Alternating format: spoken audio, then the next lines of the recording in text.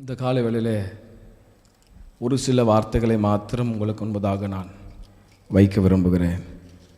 ஹல்லேலூயா. என்னோடு கூட சேர்ந்த ஏசாயா தீர்க்கதரிசன புஸ்தகம் 43ஆம் அதிகாரம். ஏசாயா 43ஆம் அதிகாரம் 1-2 வசனங்களை நாம் யாவரும் சேர்ந்து வாசிப்போம். ஏசாயா தீர்க்கதரிசன புஸ்தகம் 43ஆம் அதிகாரம். எல்லாரும் சேர்ந்து அந்த வசனங்களை, எல்லாருடைய கண்கள் அந்த வசனத்தை பார்க்கணுன்னு நான் விரும்புகிறேன். வேத புஸ்தகம் இருக்கிற எல்லாரும் அந்த வசனத்தை பாருங்கள். உங்கள் வாய்கள் இந்த வசனத்தை வாசிக்க, எல்லாரும் சேர்ந்து வாசிக்கலாமா? இப்பொழுதும் யாக்கோபே உன்னை சிருஷ்டித்தவரும் இஸ்ரவேலே உன்னை உருவாக்கினருமாகி கர்த்தர் சொல்லுகிறதாவது, பயப்படாதே, உன்னை மீட்டு கொண்டேன், உன்னை பெயர் சொல்லி அழைத்தேன், நீ என்னுடையவன், நீ தண்ணீர்களை கடக்கும் போது நான் உன்னோடு இருப்பேன், நீ ஆறுகளை கடக்கும் போது அவைகள் உன்மேல் புரளுவதில்லை, நீ அக்கினியில் நடக்கும்போது வேகாதிருப்பாய், அக்கினி ஜுவாலை உன் பேரில் பற்றாது. கையை உயர்த்தி சத்தமராமே. நாம் ஆராதிக்கிற அருமை இரட்சகராகிய இயேசு கிறிஸ்து நம்மை நித்தமும் நடத்துகிற ஒரு நல்ல மெய்ப்பராக இருக்கிறார். அல்லேலூயா. ஏதோ பாதி வழியில் விட்டு போற ஆண்டவரை நம்ம ஆராதிக்கலைங்க. இந்த தேவன் என்றென்றைக்கும் உள்ள சதா காலங்களிலும் நமது தேவன், மரண பரியந்தம் அவர் நம்மை நடத்த போதுமானவராக இருக்கிறார். அல்லேலூயா. இப்பொழுதும் யாக்கோபே உன்னை சிருஷ்டித்தவரும் இஸ்ரவேலே உன்னை உருவாக்கினவருமாகிய கர்த்தர் சொல்லுகிறதாவது, பயப்படாதே, உன்னை மீட்டுக் கொண்டேன், உன்னை பெயர் சொல்லி அழைத்தேன், நீ என்னுடையவன் என்று உரிமை பாராட்டுகிற ஆண்டவர் தம்முடைய பிள்ளைகளை பார்த்தவர் சொல்லுகிற ஒரு வார்த்தை, நீ தண்ணீர்களை கடக்கும் போது நான் உன்னோடு கூட இருப்பேன், நீ ஆறுகளை கடக்கும் போது அவைகள் உன்மேல் புரளுவதில்லை, நீ அக்கினியில் நடக்கும் போது வேகாதிருப்பாய், அக்கினி ஜுவாலை உன் பேரில் பற்றாது என்று கர்த்தர் சொல்லுகிறார்.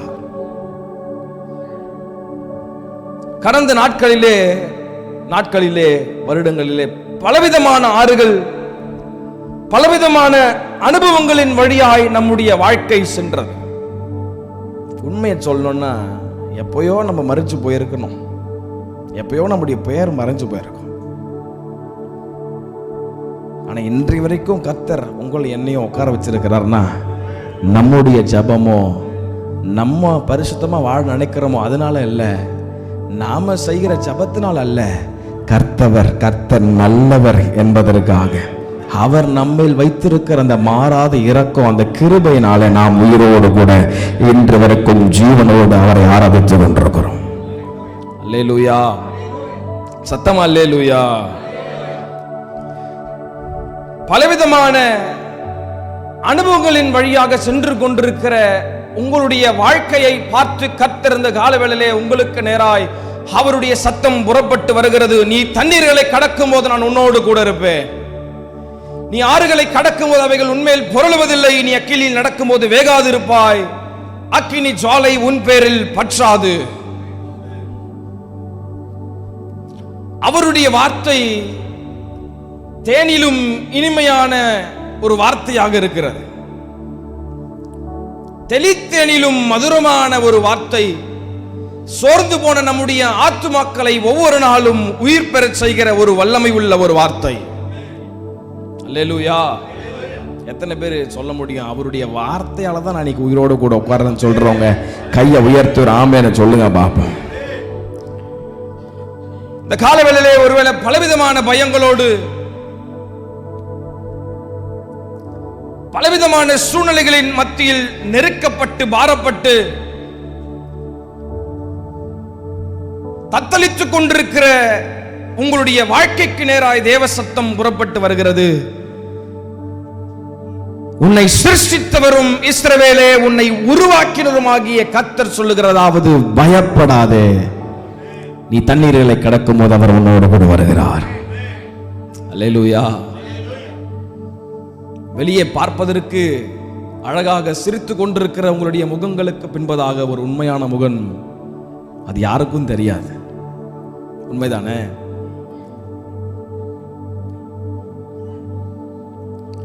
வெளியே பார்ப்பதற்கு நிம்மதியாய் இருக்கிறது போல தோற்றம் அளிக்கிற உங்களுடைய முகங்களுக்கு பின்பதாக ஒரு உண்மையான முகம். நீங்க என்ன பயத்தோடு வந்திருக்கீங்க எனக்கு தெரியல, என்ன எதிர்பார்ப்போடு வந்திருக்கீங்க எனக்கு தெரியாது. ஆனா எனக்கு ஒண்ணு தெரியும், நீ தண்ணீர்களை கடக்கும் போது அவர் உன்னோடு கூட வருகிறார். அல்லேலூயா. இந்த வேதத்தில் சொல்லப்பட்டிருக்கிற தண்ணீர், ஆறுகள், அக்கினி எதை குறிப்பிட்டு காட்டுகிறது என்றால், நாம் வாழ்க்கையில் ஒவ்வொரு நாளும் சந்திக்கிற போராட்டங்கள், பிரச்சனைகளை குறிப்பிட்டு காட்டுகிறது. ஒவ்வொரு நாளும் மனிதர்களாகி நம்முடைய வாழ்க்கையில் போகிற பாதைகள், நெருக்கங்கள், அவமானங்கள், சூழ்நிலைகளைத்தான் இங்க ஆண்டவர் ரொம்ப அழகா எழுதியிருக்கிறாரு. அப்படிப்பட்ட பாதையில போகும்போதெல்லாம் உன்னை நினைச்சுக்கோ, நான் உன் கூட தான் வரேன். வாழ்க்கையில எல்லாவற்றையும் இழந்து போன ஒரு மனுஷன் ஒரு கடற்கரை ஓரமாக உட்கார்ந்து கொண்டு ஒரு நாள் ரொம்ப புலம்பிட்டு இருந்தான். நல்லா கவனிங்க, வாழ்க்கையில் எல்லாத்தையும் இழந்துட்டான். அவன் பிசினஸ் லாஸ் ஆயிருச்சு, அவனை நம்பி இருந்த எல்லாரும் விட்டு போயிட்டாங்க, அவன் நேசிச்சவங்க விட்டு போயிட்டாங்க, கல்யாணம் பண்ண பொண்டாட்டி விட்டு போயிட்டாங்க, பிள்ளைகளை விட்டுட்டாங்க. எல்லாவற்றையும் இழந்து போய் ஒரு நிலைமையில தற்கொலை பண்ணி கொள்ளலாம். இந்த உலகத்துல வாழ்ந்து இனி நான் வாழ்ந்து பிரயோஜனம் இல்லை, போதும், நான் வாழ்ந்ததெல்லாம் போதும். உண்மையான கடவுள் யாராகிலும் ஒருவர் இருக்கிறார்களா? அப்படி இருந்தா ஏன் இப்படிப்பட்ட சோதனைக்குள்ளாக என் வாழ்க்கை செல்ல வேண்டும்? யாராவது ஒருத்தர் இருந்தா இப்படிப்பட்ட சூழ்நிலையிலிருந்து அவரை நான் காப்பாத்துட்டோம், இல்லைன்னா இன்னைக்கு நான் தற்கொலை பண்ணி இந்த கடல்ல விழுந்து சாகுறேன் அப்படின்னு சொல்லிட்டு ரொம்ப நேரம் உட்கார்ந்துட்டு இருந்தான். உட்கார்ந்து பார்த்தான், புலம்பி பார்த்தான், கத்தி பார்த்தான். ஒரு ரியாக்ஷன், ஒரு சத்தமா அவனை கேட்கவில்லை. கடைசியில் இந்த கடவுள் கூட ஒருவேளை என்னை கைவிட்டுட்டாரோ என்று நினைத்து கொண்டு அவன் தற்கொலை செய்து கொள்ள போக நினைக்கும் போது ஒரு சத்தம் கேட்டதான், மகனே, நான் உன்னோடு கூட இருக்கிறேன், நீ ஏன் பயப்படுகிறாய், நீ ஏன் சோர்ந்து போகிறாய்? இவனுக்கு ஒன்றும் புரியல. எங்க இந்த சத்தம் கேட்குதுன்னு திரும்பி பார்த்தா யாருமே இல்லை, கடற்கரையில் யாருமே இல்லை இவனை தவிர. அப்போ கேட்குறான், அப்போ சொன்னார், நான் தான் நீ தேடுகிற உண்மையான கடவுள் அப்படின்னு சத்தம் கேட்குதான். அப்போ இவனுக்குள்ள ஒரு ஆசை, நீங்க உண்மையான கடவுள்னா நான் நடக்கும் போது நீங்க என் பக்கத்தில் வர்றதை நான் பார்க்கணும் அப்படின்னு ஒரு ஆசைப்பட்டு ஜெபம் பண்ணான். அவன் கடற்கரை ஓரமாக பேசிக்கொண்டு நடந்து போய் கொண்டிருக்கிறான். அவன் செய்த ஜபத்தை ஆண்டவர் கேட்டு, கடற்கரையில் நீங்கள் நடந்தீங்கன்னா உங்களுடைய ஃபுட் பிரிண்ட்ஸ் அப்படியே தெரியும், பார்த்துருக்கீங்களா? திரும்பி பார்த்தா அந்த அச்செல்லாம் தெரியும். இவன் நடந்து கொண்டிருக்கிற அந்த பாதைகளுக்கு பக்கமாக இன்னொரு ஃபுட் பிரிண்ட்ஸ் தெரிஞ்சுட்டே இருந்துச்சான். இன்னொரு ஃபுட் பிரிண்ட்ஸ் தெரிஞ்சுட்டே இருக்குதான். எனக்கு ரொம்ப சந்தோஷமாயிருச்சு. என் வாழ்க்கையே இழந்து போல ஒரு நினைச்ச ஒரு சூழ்நிலை மேல ஒரு உண்மையான கடவுள் என் சத்தத்தை கேட்டு என் பாதை பக்கத்தில் நடந்து வருகிறத நான் பார்க்கிறேன், என் வாழ்க்கையை நான் உங்களுக்கு ஒப்பு கொடுக்குறேன்னு சொல்லி அன்னைக்கு அந்த வாழ்க்கையை தேவனுக்கு ஒப்பு கொடுத்தான். சில நாட்கள் சென்றது, சில பாதைகள் சென்றது, மறுபடியும் ஒரு கரடுமுரடான பாதை. என்ன பண்றதுன்னே தெரியல, புலம்ப ஆரம்பிச்ச, ஆண்டவரே, அன்னைக்கு நான் கூப்பிடும் போது நீங்க நடக்கிறத என் பக்கத்துல நான் பார்த்தேன், ஆனா இன்னைக்கு உங்க பாதையை நான் பார்க்கவே முடியலையே. இந்த கரடுமுரடான பாதையில் நான் எப்படி நடந்து போக போறேன், என்ன பண்ண போறேன்னு எனக்கு தெரியல. உங்க ஃபுட் பிரிண்ட்ஸ் எனக்கு தெரியவே மாட்டேங்குது, ஏன்னா என்னுடைய பாதை மட்டும் தான் தெரியுது. இந்த கரடுமுரடான பாதையில் எப்படி போறதுன்னு கேட்டுட்டு இருந்த ஆண்டவர் ஒரு சத்தம் வருதான், மகனே, அன்னைக்கு கடற்கரையில் நடந்த எந்த தடையும் இல்லை, நல்லா நடக்கிறதுக்கு ஒரு வழி இருந்துச்சு, அதனால என்னுடைய பாதை உனக்கு பக்கத்தில் வர்றது தெரிஞ்சது. இது கரடுமுரடான பாதை, நீ நடக்க முடியாதுன்னு தெரியும், அதனால தான் உன்னை என் தோல்ல சுமந்து கொண்டு நான் நடந்து போகிறேன்னு கர்த்தர் சொன்னார். நம்புறவங்க நல்ல கையை தட்டியா போகிற ஆமைன்னு சொல்லிருக்காங்க. இந்த கால வேளையில் ஒருவேளை பலவிதமான பயங்களோடு, பலவிதமான சூழ்நிலைகளில், ஆறுகளின் மத்தியில், தண்ணீர்களின் மத்தியில் ஒருவேளை கடந்து போய் கொண்டிருக்கிறீர்களோ, இந்த கால வேளையிலே கர்த்தருடைய சத்தம் உங்களுக்கு நேராய் புறப்பட்டு வருகிறது. பயப்படாதே, நீ தண்ணீர்களை கடக்கும் போது அவர் உன்னோடு கூட வருகிறார். அல்லேலூயா. நீ ஆறுகளை கடக்கும் போது அவர் உன்னோடு கூட வருகிறார். அவர் ஒரு நாளும் நம்மளை கைவிட மாட்டாருங்க. ஏன்னா அவருக்கு உண்மையாக கைவிடுறதுன்னா என்னன்னு தெரியாது. நம்மளை ஒரு நாளும் கைவிட மாட்டார். திராணிக்கு மேலாக ஒரு நாளும் உங்களை சோதிப்பதற்கு அவர் இடம் கொள்ளாமல் He knows our capacity. இந்த காலவேளையில அவர் உங்களோடு பேசி கொண்டிருக்கிறார். நான் ரொம்ப ஆழமா உள்ள போய் நான் பேசணும்னு நான் விரும்பல. எனக்கு கொடுக்கப்பட்ட நேரத்தை நான் முடிக்க விரும்புறேன். சில நேரத்தில் யதார்த்தமா ஆண்டவர் பேசுவார், உங்களோட யதார்த்தமாய் பேசுவார். நீங்கள் போய்கொண்டிருக்கிற பாதைகள் ஒருவேளை பலவிதமான கேள்விகள் கூட கேட்கலாம். ஆண்டவரே, நான் பேசுறது கேட்குதா? ஒருவேளை மறந்துட்டீங்களா? கேட்குறீங்களா? நிறைய பேர் கேட்குறீங்க தானே? ஈஸியாக கேட்டுடுறோம், வாய் திறந்து கேட்டுடுறோம். ஆண்டவரை பார்த்து வந்து ஆராதிக்கிறேன், சபைக்கு போகிறேன், தசமா கொடுக்குறேன், காணி கொடுக்குறேன், நல்லா தான் இருக்கிறேன், உண்மையாக ஆராதிக்கிறேன். ஆனால் என் வாழ்க்கையில் ஒன்றும் நடக்க மாட்டேங்குதே. நிறைய பேர் கேள்வி கேட்குறோம். அந்த கேள்விக்கெல்லாம் அந்த காலை வேளையில் கர்த்தர் உங்கள் இருதயத்தை பார்த்து பேசுகிற வார்த்தை, பயப்படாதே, நீ தண்ணீர்களை கடக்கும் போது நான் உன்னோடு வருகிறேன். அல்லேலூயா. சத்தம் ஒரு ஆமென் சொல்லுங்க பாபு. வானத்தையும் பூமியையும் உண்டாக்கின சர்வ வல்லமை உடைய ஆண்டவர் இந்த காலவேளையிலே சோர்ந்து போயிருக்கிற உங்களுடைய ஆத்துமாவை திடப்படுத்தும்படியாய் அவர் உங்களோடு பேசிக் கொண்டிருக்கிற வார்த்தை, நீ தண்ணீர்களை கடக்கும் போது நான் உன்னோடு கூட வருகிறேன். நீ ஆறுகளை கடக்கும் போது அவர் உன்னோடு கூட வருகிறார். எல்லா சூழ்நிலைகளிலும் நம்மோடு ஒருவர் இருந்து கொண்டுதான் இருக்கிறார். எத்தனை பேர் அதை நம்புறீங்க? எத்தனை பேர் அதை நம்புறீங்க? கண்ணுக்கு தெரியுதோ தெரியலையோ, அவர் உங்க கூட தான் இருக்கிறார். அல்லேலூயா. திராணிக்கு மேல ஒரு நாளும் சோதிக்க மாட்டார். He knows our capacity. For example, பென்னுடைய கெப்பாசிட்டி என்னன்னு ஆண்டவருக்கு நல்லா தெரியும். இங்க உட்கார்ந்துட்டு இருக்கிற ஒவ்வொருத்தருடைய கெப்பாசிட்டி என்னன்னு ஆண்டவருக்கு நல்லா தெரியும். உங்க திராணிக்கு மேல அப்படியே ஒரு காரியத்தை பிரஷர் பண்ணி உங்களை வச்சு அழுத்தணும்னு ஒரு நாள் விரும்ப மாட்டார். ஒருவேளை அப்படியே பாதைகளை அனுமதிச்சாலும் பைபிள் சொல்லுது, அதுல இருந்து தப்பித்துக் கொள்ளும் ஒரு புதிய வழியும் கர்த்தர் உண்டு பண்ணி தருவார். கையை தட்டி அப்போ ஆமென்னு சொல்லுங்க பாபு. இஸ்ரவேலே, பயப்படாதே, நீ தண்ணீர்களை கடக்கும் போது அவர் உன்னோடு கூட வருகிறார். இந்த தண்ணீர், இந்த பாடுகள், இந்த ஆறுகள், இந்த அக்கினி, இந்த ஜுவாலை, இது எல்லாம் நாம் ஒவ்வொரு நாளும் சந்திக்கிற போராட்டங்கள், உபத்திரவங்களை குறிப்பிட்டு காட்டுகிறார். பொதுவா உலகத்துல ஒரு மனுஷங்கிட்ட எல்லாமே இருக்கும் பொழுது அவனை சுற்றிலும் ஒரு கூட்டம் இருந்து கொண்டே இருக்கும்.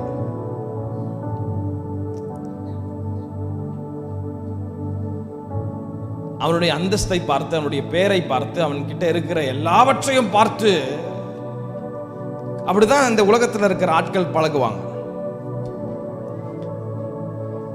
நான் ஒரு வாசகத்தை நான் என்னுடைய முகநூல்ல சில நாட்களுக்கு முன்பதாக நான் வாசித்தேன். ஒரு 3 காரியம் எழுதியிருந்தது, ரொம்ப நல்லா இருந்துச்சு. முதல்ல என்னன்னா, கஷ்ட நேரத்தில் உனக்கு உதவி செய்தவனை மறக்காத அப்படின்னு எழுதப்பட்டிருந்துச்சு. யாரை மறக்க கூடாதா? நான் கேட்கும் போது நீங்க சொன்னீங்கன்னா தான் நீங்க என் கூட இருக்கிறீங்கன்றது எனக்கு நல்லா தெரியும். இல்லைன்னா நீங்க தூங்கிட்டீங்கன்னு நான் நினைச்சுப்பேன். ஆமென். கஷ்ட நேரத்தில் உதவி செஞ்சவனை மறக்காத. இன்னொன்னு எழுதப்பட்டிருந்தது, கஷ்ட நேரத்தில் உனக்கு உதவி செய்யாம ஒருத்தர் இருந்தான் பாரு, அவனையும் மறந்துடாதேன்னு எழுதப்பட்டிருந்துச்சு. 3வது இப்படியாக எழுதப்பட்டிருந்தது, அந்த கஷ்டத்தை கொடுத்தான் பார்த்தியா, அவனையும் மறந்துடாதேன்னு எழுதப்பட்டிருந்துச்சு. இந்த பொல்லாத உலகம் எப்படிப்பட்ட உலகம்னா, நம்ம கிட்ட எல்லாமே இருக்கும் போது ஒரு பக்கத்தில் அப்படியே ஒரு படம் இருந்துகிட்டே இருக்கும். ஒன்றுமே இல்லாதவது உண்மையாக நம்ம கூட இருக்கிறாங்களா பார்த்தா வெரி ஃபியூ. ஒருவேளை இந்த கால வேளையில் எல்லாவற்றையும் இழந்து போன ஒரு நிலைமையில், நான் நம்பினேன் இவங்க கூட என்னை கைவிட்டாங்க, மலை போல நம்பி இருந்த இவங்கெல்லாம் என்னை கைவிட்டாங்க, எல்லாரும் என்னை விட்ட ஒரு சூழ்நிலைமை, தனிமரமாய் நின்று கொண்டிருக்கிறேன், அடுத்த ஸ்டெப் போறது கூட எனக்கு என்ன வழின்னு தெரியல, எந்த பக்கம் போறதுன்னு தெரியல, எல்லா பக்கம் திரும்பினாலும் அடைக்கப்பட்ட வாசல்கள். என்று ஒருவேளை இந்த காலவேளையில் பலவிதமான இயக்கங்களோடு புலம்பிக் கொண்டு கர்த்தர் ஏதாகிலும் என்னோடு பேச மாட்டாரா என்ற ஒரு எதிர்பார்ப்போடு வந்திருக்கிற உங்களுடைய ஆத்துமாவுக்கு நேராக தேவ சத்தம் புறப்பட்டு வருகிறது. பயப்படாதே, நீ தண்ணீர்களை கடக்கும் போது அவர் உன்னோடு கூட வருகிறார். அல்லேலூயா, சத்தமா அல்லேலூயா. நீ தண்ணீர்களை கடக்கும் போது நான் உன்னோடு இருப்பேன். நீ ஆறுகளை கடக்கும் போது அவைகள் உன்மேல் புரளுவதில்லை. நீ அக்கினி நடக்கும் போது வேகாதிருப்பாய், அக்கினி ஜுவாலை உன் பேரில் பற்றாதிருக்கும். கையை உயர்த்தி, ஆண்டவரே எல்லா சூழ்நிலைகளிலும் என்னோட கூட இருக்கிறீங்களே, இந்த பரிசுத்த ஆவியானவருக்கு ஒரு நன்றின்னு சொல்லிருவீங்களா? வாயை தொடர்ந்து நன்றி அப்பா, நன்றி ஆண்டவர். பெரும் வெள்ளங்கள் நம்மை சூழ்ந்திருக்கும் பொழுதெல்லாம், போராட்டங்கள் நம்மை சூழ்ந்திருக்கும் போதெல்லாம், பாடுகள் நம்மை சூழ்ந்திருக்கும் போதெல்லாம் உள்ள ஆளுகை செய்கிற பரிசுத்த ஆவியானவர் ஒரு சமாதானத்தை தந்து கொண்டே இருப்பார். எத்தனை பேர் அதை உணர்ந்து கொண்டே இருக்கிறீங்க? அல்லேலூயா. புயலின் நடுவிலும் அவர் அற்புதம் செய்ய போதுமானவராக இருக்கிறார். ஆமென்.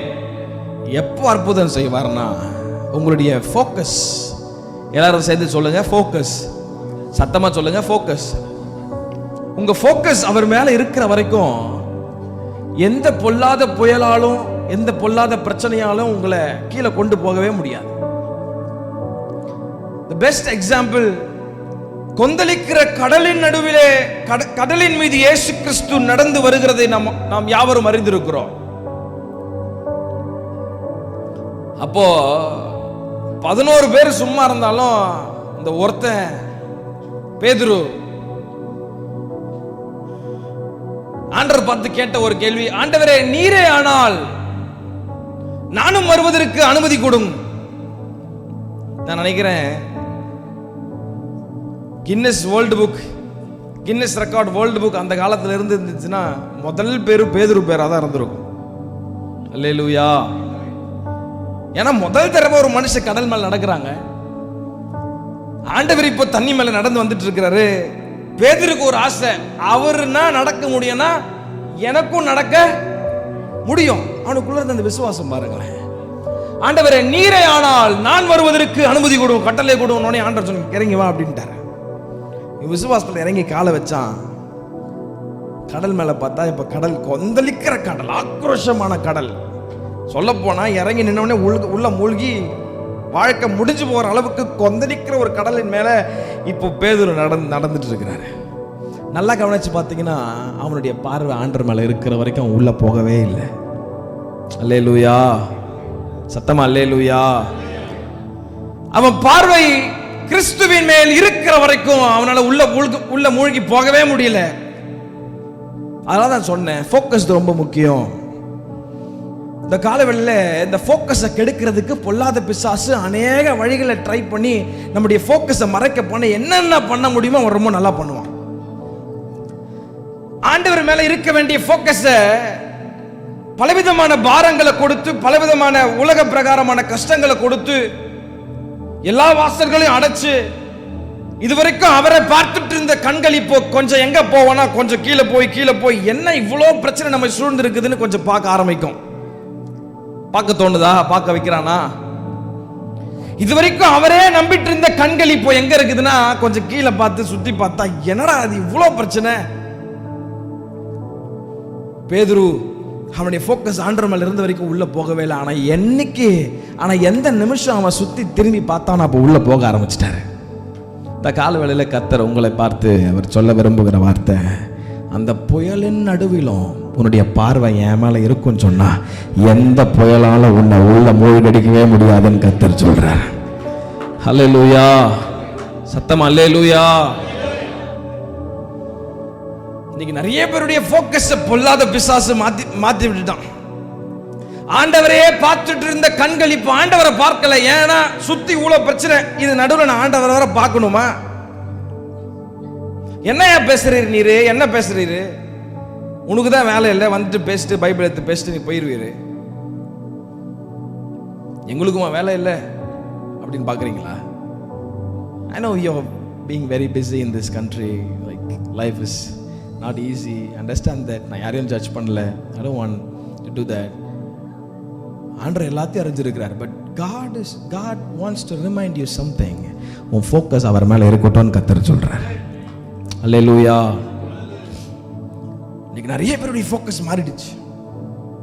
லைஃப்ல பிஸி, பயங்கர பிஸி, வேலை வேலை வேலை வேலை எல்லாம் பண்ணி கட்சியில் கர்த்தரை மறந்துட்டோம். இன்னைக்கு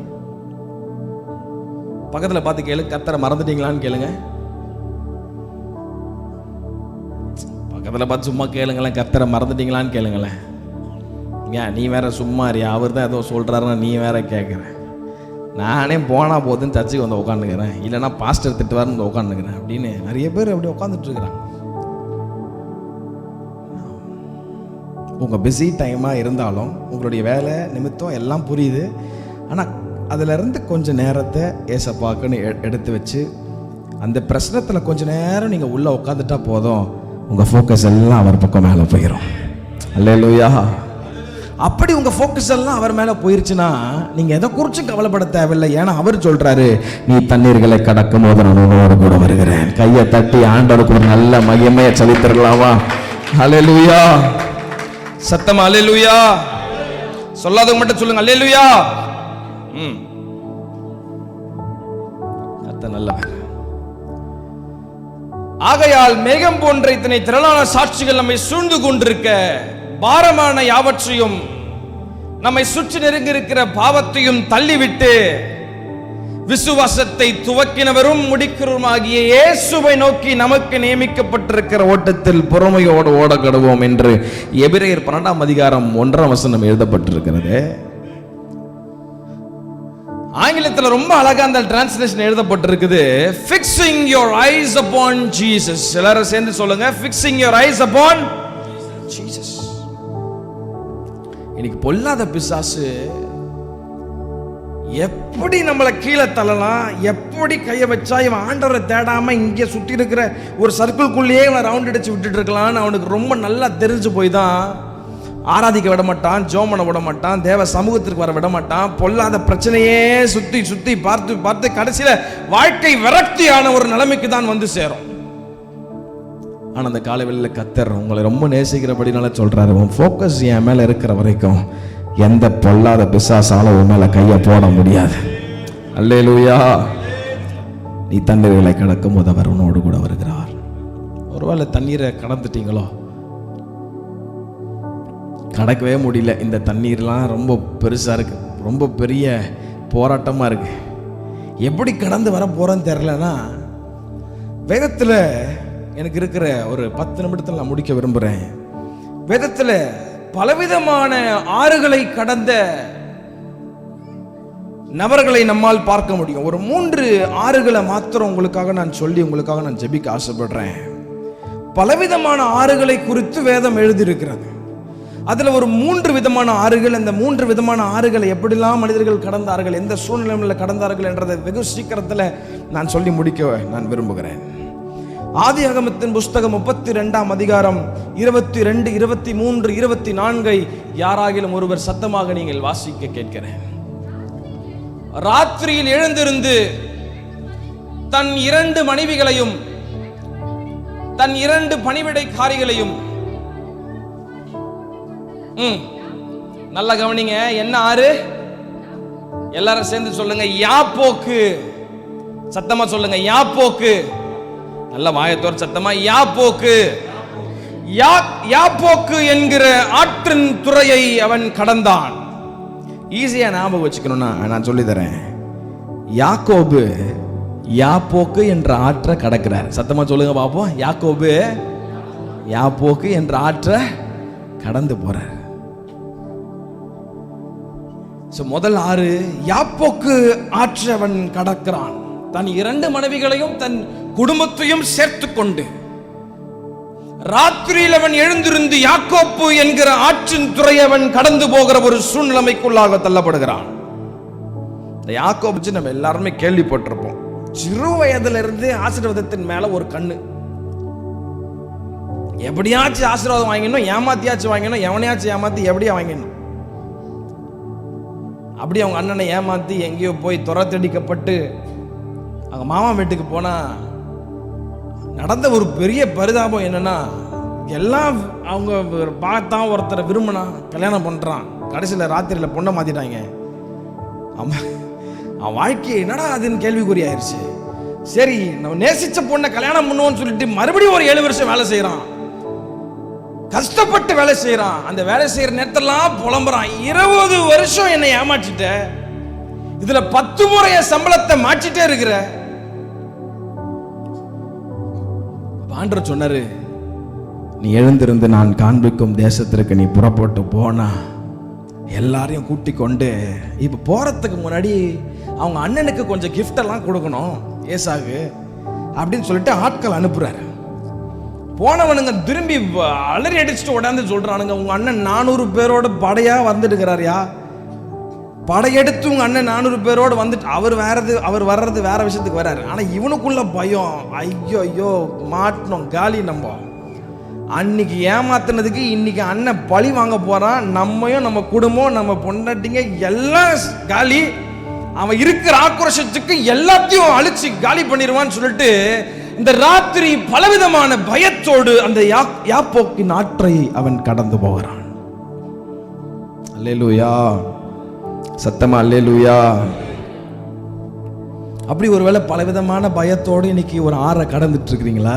எப்படி இந்த வேலையை முடிக்க போகிறோம், எப்படி இந்த பிள்ளைகளை படிக்க வைக்க போகிறோம், என்ன செய்ய போகிறோம், சூழ்நிலைமை, ஒர்க்கில் ப்ரெஷரு, எல்லா ப்ரெஷரும் தாங்கிட்டு என்ன பண்ண போகிறோன்னு தெரில. ஒருவேளை இரவில் புலம்பிக் கொண்டு, ஆண்டவரே போதும் ஆண்டவரே, இதுக்கு மேலே என்னால் முடியல, என்னை விட்டுருங்க.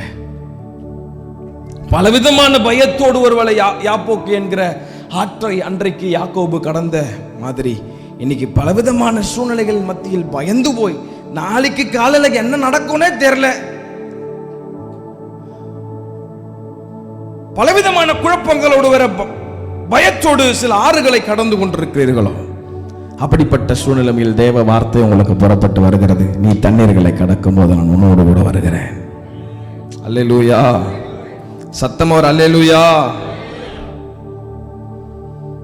யாப்போக்கு என்ற ஆற்றை பயத்தோடு கடந்து போறான். போனவெல்லாம் திரும்பி வந்து சொல்றான், அண்ணன் 400 பேரோட வராரியா, அவர் கண்ணில் மாட்டினா இனியா. அவன் நினைச்சு அவன் கதை முடிஞ்சிருச்சு, யாக்கோபு கதை முடிஞ்சிருச்சுன்னு நினைச்சிட்டான்.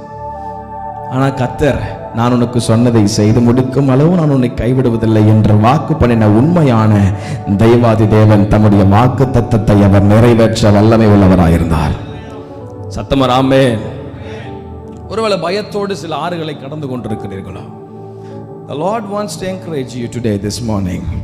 அப்படிப்பட்ட ஆறுகளை கடக்கும் போது ஒன்றை ஞாபகத்தில் வைத்துக் கொள்ளுங்கள், நீங்க மாத்திரம் தனியா கடக்கல, உங்களை நடத்துகிற கிறிஸ்துவானவர் அந்த ஆற்றை கடக்க உங்களுக்கு உதவி செய்ய போதுமானவராக இருக்கிறார். அல்லேலூயா. ரெண்டாவது ஒரு ஆறை நான் சொல்றேன், வீட்டில் நீங்க நோட் பண்ணி வச்சுட்டு வீட்டில் போய் நீங்க வாசிச்சு பாருங்க. நேரம் நான் கடகடனை ஓட விரும்புறேன். 2 ராஜாக்கள் 2ஆம் அதிகாரம் 8ஆம் வசனத்திலிருந்து 14ஆம் வசனம் வரைக்கும் நீங்கள் வீட்டில் போய் வாசித்து பார்க்க முடியும் நான் கேட்கிறேன். தேவனால் வல்லமையாய் பயன்படுத்தப்பட்ட தீர்க்கதரிசிகளில் ஒருவரது எலியா. இந்த எலியா கீழே ஒரு அசிஸ்டன்ட் இருந்தாரு, எலிசா. எலியாவுக்கு இப்போ வார்த்தை புறப்பட்டு வருது, ஆண்டவர் சொல்றாரு நீ கிளம்பி இங்க போ அப்படின்னா, எலிசா போய் கேட்குறாராம், நானும் உங்களோட வரேன்.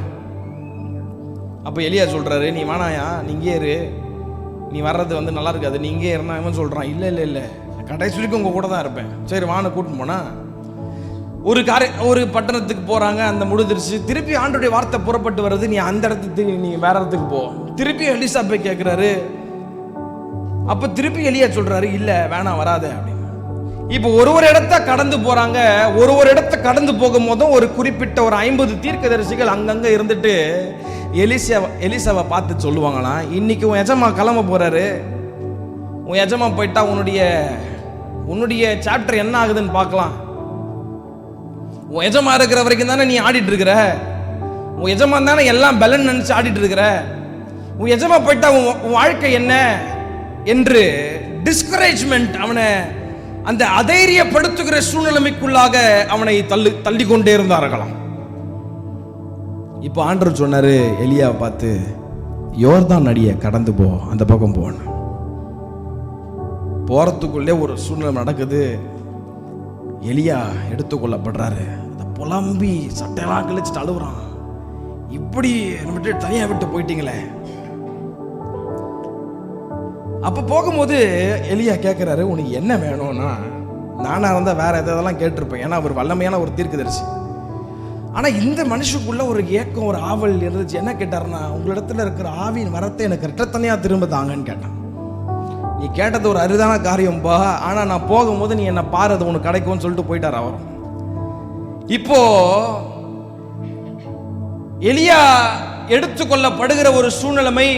இவன் மேல பார்த்தா அந்த சால்வை இறங்கி வர்றது. இப்போ எல்லாருடைய கண்களும், இந்த அதைரியப்படுத்தின அத்தனை கண்களும் இப்போ எலிசாவுக்கு நேராக தான் நோக்கி கொண்டிருக்கிறது.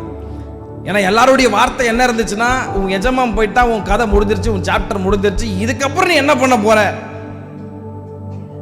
பயந்து போற ஒரு சூழ்நிலைமையில, அந்த அதைரியப்படுத்துகிற ஒரு சூழ்நிலைமையில அந்த சால்வை எடுத்துக்கொண்டு அந்த ஆற்றுக்கிட்ட வந்து அவன் சொன்னான், எலியாவின் தேவன் எனக்குள்ளே இருக்கிறார் என்றவன் ஓங்கி அடித்த பொழுது மறுபடியும் அந்த யோர்தான் பிளந்து நின்ற போது அவனை அதைரியப்படுத்தின அத்தனை கண்களும் இப்ப பார்த்துச்சான், எலியாவின் தேவன் இப்போ எலிசாக்குள்ள இருக்கிறார் என்பதை அவர் கண்டார்கள். அல்லேலூயா. ஒருவேளை அதைரியப்படுத்துகிற சூழ்நிலைமைக்குள்ளாக நீங்கள் தள்ளப்படுகிறீர்களோ, அப்படிப்பட்ட ஆறுகளை கடந்து கொண்டிருக்கிறீர்களோ, உங்களை சுற்றி இருக்கிறவர்கள் எல்லாரும் ஒருவேளை உங்களை டிஸ்கரேஜ் பண்ணிட்டே இருக்கலாம். இது வேலைக்காவது, நீ அவள் தான் முடிஞ்சிச்சு, வாழ்க்கை முடிஞ்சிச்சு. ஒருவேளை பொல்லாத பிசாசு உங்கள் காதுகளிலே அவன் பேசிக் கொண்டிருக்கலாம், எல்லாம் முடிஞ்சிருச்சு வாழ்க்கையில, இதுக்கப்புறம் கர்த்தரை நம்பி நீ என்ன பண்ண போற? ஆனா என்றைக்கு எலியாவினுடைய ஆவி எலிசாக்குள்ள வந்தது, அத்தனை கண்களும் பார்த்துச்சோ, தூற்றி திரிஞ்ச கண்களுக்கு முன்னாடி கர்த்தர் எலிசாவினுடைய நாமத்தை அவர் மகிமைப்படுத்தினார். ஹல்லேலூயா. ஒருவேளை என்ன நிறைய பேர் அதைரியப்படுத்துறாங்க, நிறைய பேர் எனக்கு எதிராக இருக்கிறாங்கன்னா பயப்படாதீங்க. நீங்க கர்த்தரை நம்பி மாத்திரம் அந்த ஆறுகளை கடந்து போங்க. தூற்றி திரிஞ்ச கண்களுக்கு முன்பதாக கர்த்தர் உங்களுக்கு ஒரு பந்தி ஆயத்தப்படுத்தி உங்கள் தலையை எண்ணெயால் அபிஷேகம் பண்ண அவர் வல்லமை உள்ளவராக இருக்கிறார். நம்புறவங்க மாத்திரம் நல்ல கரங்களை தட்டி இயேசுவுக்கு ஒரு ஆமென். ஹல்லேலூயா. மூன்றாவது ஒரு ஆற்றை சொல்லி நான் முடிக்கிறேன். முதல்ல யாப்போக்கு என்ற ஆற்றை யாக்கோபு கடந்து போகிறார். இரண்டாவது யோர்தான் ஆற்றை கடந்து போகிறார். மூன்றாவது யோவான் 18ஆம் அதிகாரம் 1-2 வசனங்களை நீங்கள் வாசிப்பீர்களானால், யோவான் 18, இயேசு இவைகளை சொன்ன பின்பு தம்முடைய சீஷரோடு கூட என்ன ஆற்றை கடந்து போகிறாரு? கெதரோன். முதல்ல என்ன ஆறு சொன்னேன்? சத்தமா சொல்லுங்களேன். யாப்போக்கு. இரண்டாவது என்ன ஆறு? மூன்றாவது கெதரோன். யாப்போக்கு ஆற்ற பயத்தோட கடக்குறான். யோர்தான் ஆற பலவிதமான அதைரியப்படுத்துகிற சூழ்நிலையில கடந்து போகிறான். மூன்றாவது இயேசு கிறிஸ்து இப்போ கெதரோன் என்னும் ஆற்ற கடந்து போகிறார். இந்த ஆறை எந்த சூழ்நிலையில் கடந்து போறாருன்னா, கூடவே இருந்தான், நல்லவனை போல இருந்தான், கூடவே ஊழியம் செஞ்சான், கூடவே அற்புதத்தை பார்த்தான், ஆனால் பின்னாடி இருந்து எல்லா வேலையும் பண்ணிட்டு இருந்தான்.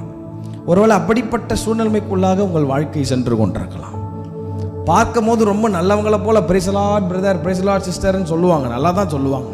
ஆனால் பின்னாடி என்ன வேலை பண்ணுறாங்கன்னு நமக்கு தெரியவே தெரியாது. கடைசியில் பார்த்தா நீயாடா அப்படி பண்ண அப்படின்ற ஒரு சூழ்நிலைக்குள்ள ஒருவேளை நீங்கள் போயிருக்கலாம், இல்லை போயிட்டு இருக்கலாம்.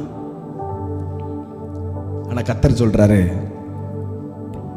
இந்த உலகத்தில் உங்களுக்கு உபத்திரவம் உண்டு, திடன் கொள்ளுங்கள், நான் உலகத்தை ஜெயித்திருக்கிறேன்.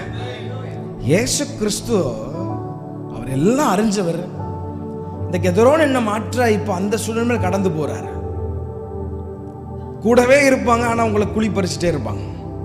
ஒருவேளை யாரை நம்புதுன்னே தெரில பிரதர், இப்படிப்பட்ட பாதையில் நான் போயிட்டு இருக்கிறேன் அப்படின்னு ஒருவேளை கண்ணீரோடு உட்காந்துட்டு இருந்தீங்கன்னா, கர்த்தர் உங்களை பார்த்தான்னு சொல்றாரு, நீ தண்ணீர்களை கடக்கும் போது நான் உன்னோடு கூட வருகிறேன்.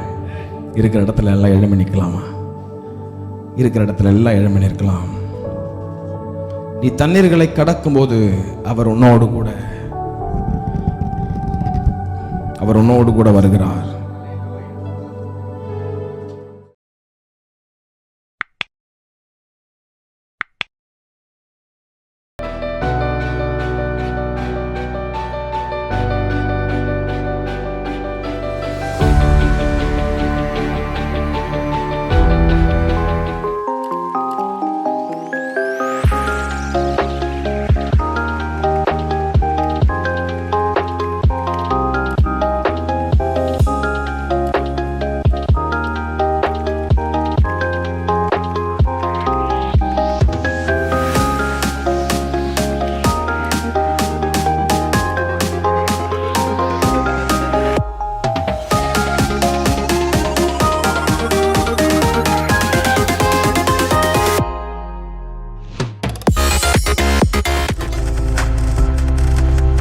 நீங்கள் பார்த்து கொண்டிருப்பது உங்கள் ஜாய் டிவி. உங்கள் துக்கம் சந்தோஷமாய் மாறும்.